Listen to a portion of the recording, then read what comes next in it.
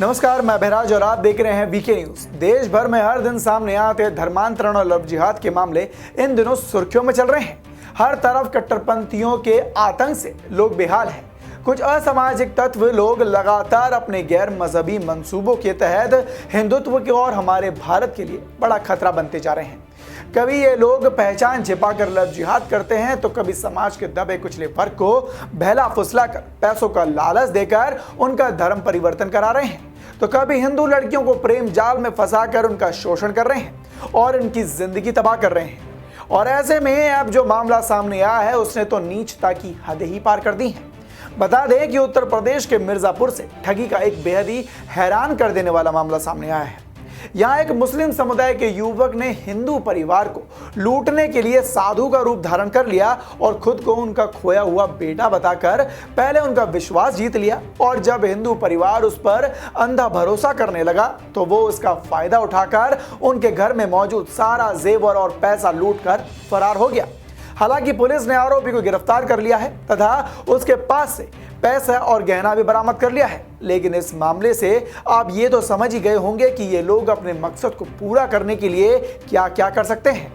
आइए अब आपको पूरे मामले से रूबरू कराते हैं कि आखिर ये हिंदू परिवार इस मुस्लिम समुदाय के लड़के से इसके जंगल में कैसे फंसे। दरअसल जी न्यूज की खबर के मुताबिक मामला चुनार थाना क्षेत्र के सहसपुरा परसोदा गांव का है, जहां गोंडा के रहने वाले राशिद, जो कि खुद को गांव में बुद्धिराम विश्वकर्मा का खोया हुआ बेटा अन्नू बताया और उसने बुद्धिराम की पत्नी से माताजी कहकर भीख मांगी, तो उन्होंने भी उसे अपना 14 साल का बेटा उर्फ अन्नू मानकर सीने से लगा लिया। बता दें कि अन्नू साल 2011 में गायब हो गया था। वहीं पत्नी के दुलार और लोगों के कहने पर बुद्धराम ने भी उसे अपना खोया हुआ बेटा मान लिया। साधु के वेशभूषा में सारंगी बजाते हुए पहुंचे राशिद ने घर वालों को एक शपथ पत्र दिखाया था। उसने कहा कि इतने सालों से वो मठ में रहता था और अब वो वहां से आजाद तभी हो सकता है जब वहां पर वो भंडारा हो जाएगा। और इसके बाद उसने बुद्धराम को एक सामान की लिस्ट दी, जिसमें 986 धोती, 986 लंगोट और 5 टीन घी के और तेल के, और आपको बता दें कि 21,000 रुपए दक्षिणा भी लिखी हुई थी। घर वाले भी अपने बेटे के चाह को पूरी करने के लिए तैयार हो गए, जिसके बाद बुद्धराम ने सामान के बदले 1,46,000 रुपए राशिद के साथी को भुगतान के तौर पर दे दिए। इसके बाद राशिद उनके साथ घर में ही रहने लगा। कुछ दिन बाद राशिद ने घर के सारे गहने एक बॉक्स में बंद करा कर रख दिए और कहा कि 11 दिनों तक पूजा करने के बाद ये गहने दुगने हो जाएंगे।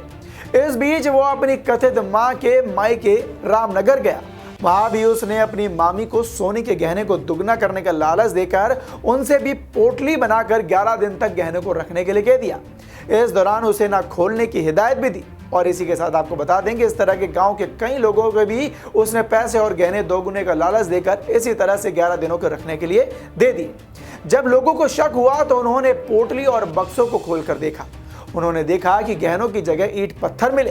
तब उन्हें समझ आ गया कि वो ठगी का शिकार हो गए हैं। इसके बाद शक के आधार पर पिता और गांव वालों ने उसे ढूंढना शुरू किया और उसको ढूंढने के बाद सख्ताई से पूछताछ की। तब उसने अपना नाम राशिद बताया और अपनी पूरी प्लानिंग का खुलासा किया। इसके बाद लोगों ने उसे चुनार पुलिस के हवाले कर दिया। पुलिस युवक को हिरासत में लेकर मामले की छानबीन कर रही है। इसके साथ ही पुलिस ने गायब हुए सोने के आभूषण और 70,000 रुपए भी बरामद कर लिए हैं। तो देखा आपने कि किस तरह से अब ये नीचता पर उतर आए हैं और अब लोगों की भावनाओं को ठेस पहुंचाते हुए कभी प्रेमी बनकर तो कभी खोया हुआ बेटा बनकर इंसानियत को शर्मसार कर रहे हैं और उन्हें धोखा दे रहे हैं। इस खबर पर आपकी क्या राय है, हमें कमेंट बॉक्स में कमेंट कर जरूर बताएं और देखते रहें वीके न्यूज। धन्यवाद।